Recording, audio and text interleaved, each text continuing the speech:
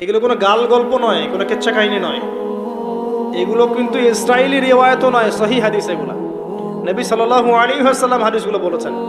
এক সরিষা দানা পরিমাণ মিথ্যা নাই এখানে।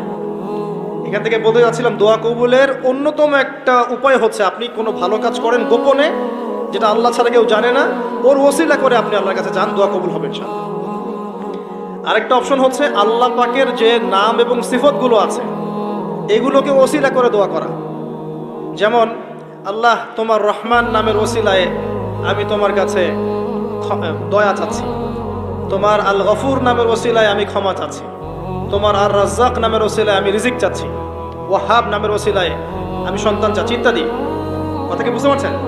যে নামের সাথে যে বিষয়টা যায় এটা ওসিলা করে আপনি দোয়া করলে ইনশাআল্লাহ তাআলা আপনি আপনার ফলাফল পাবেন।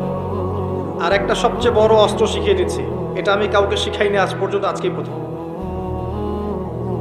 এবং আমি আমার জীবনে দেখেছি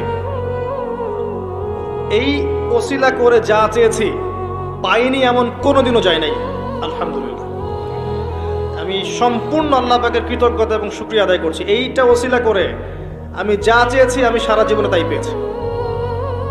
এবং আমি বিশ্বাস করি আমি যা পেয়েছি, এই বয়সে আমি যা পেয়েছি আল্লাহ পাক কোটি কোটি মানুষকে তা দেন নাই, এটা আমি বিশ্বাস করি। এই বয়সে আমি যা পেয়েছি আল্লাহ পাক আমাকে যা দিয়েছেন, যত দিয়েছেন, কোটি কোটি মানুষকে আল্লাহ পাক তা দেন নাই, আমি এমনটাই মনে করি। আমি কি শিখাই দেব সেটা? আপনি আল্লাহ পাকের তাওহীদের ওসিলা দিয়ে দোয়া করেন। দোয়া করতে করতে আল্লাহকে বলেন, আল্লাহ তোমার তাওহীদের কালিমা লা ইলাহা ইল্লাল্লাহ এর ওসিলা করে তোমার কাছে আমি চাচ্ছি, আপনি পাবেন ইনশাআল্লাহ। যদি আপনার রিজিক হালাল হয়, যদি আপনার আকীদায় শিরক না থাকে, যদি আপনার আমলে বেদাত না থাকে, ইনশাআল্লাহ পাবেন। এর পরেও দুটো কথা আছে, সেটা হলো যদি দেখেন পান নাই, ইনস্ট্যান্ট পান নাই, মনে করবেন না দোয়া কবুল হয় নাই। এমনও দোয়া আছে যে আমি 10 বছর থেকে করছি এখনো পাইনি।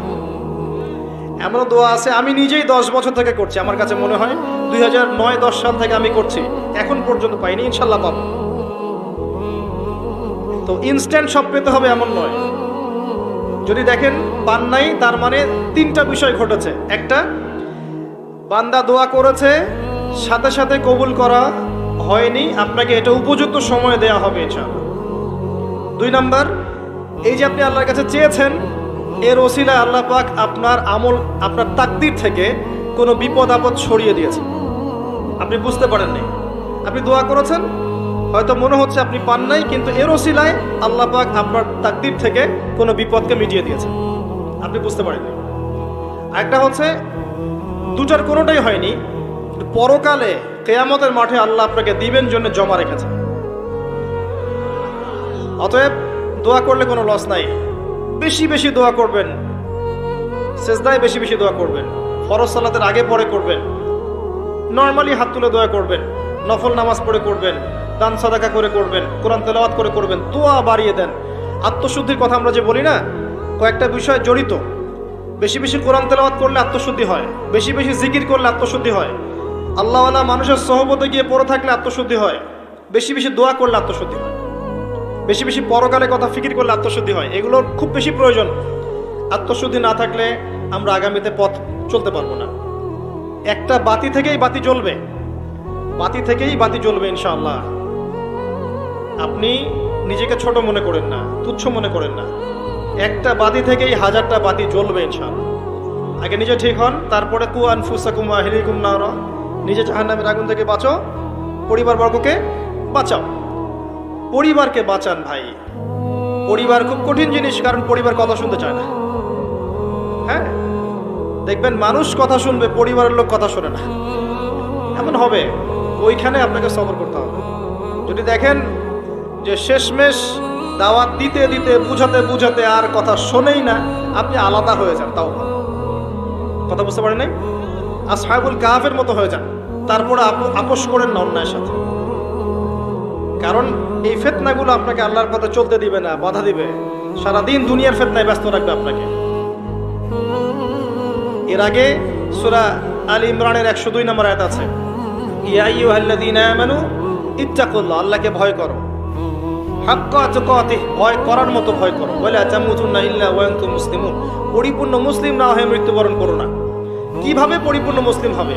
ইয ক্বালা লাহু রাব্বুহু আসলিম ক্বালা আসলামতু লিরাব্বিল আলামিন, ইব্রাহিম আলাইহিস সালাম যখনই আল্লাহর কোনো বিধান চলে আসবে, হুকুম চলে আসবে, সাথে সাথে আত্মসমর্পণ, এর নাম মুসলিম। বলবে না যুক্তি কি, দর্শন কি, বিজ্ঞান কি, জিজ্ঞেস করবে না, সে আত্মসমর্পণ করবে, এর নাম মুসলিম। প্রত্যেকটার পিছনে যুক্তি, বিজ্ঞান, দর্শন থাকবে ঠিকই, কিন্তু আপনার বুঝে নাও আসতে পারে, আপনার বুঝে নাও আসতে পারে। বুঝে না আসলে এর মানে এই নয় যে ওর মধ্যে কোনো বিজ্ঞান নাই, কোনো দর্শন নাই, কিছু নেই।